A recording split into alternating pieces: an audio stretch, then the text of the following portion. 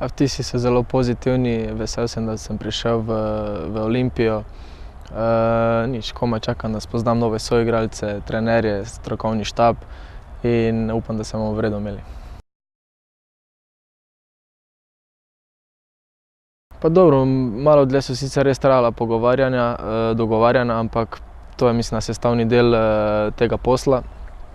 In jaz sem vesel, da sem se pridružil Olimpiji in to je to.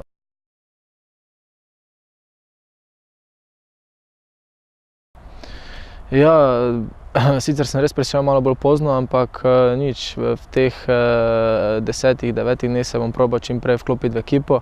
Vem, da me bodo soigralci dobro sprejeli, mislim, da tu ne bo nobenih težav. In čez 10 dni nas čaka Karabag, težka tekma in upam, da bomo iztržili dober pozitiven rezultat tukaj v Stožicah.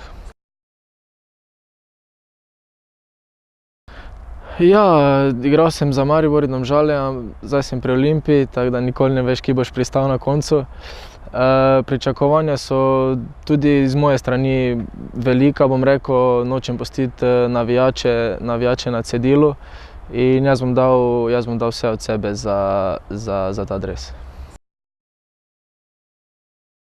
Bil sem jaz z Vidmarom, z Kronavetrom, kaj se poznamo že od prej, isto Čanadžija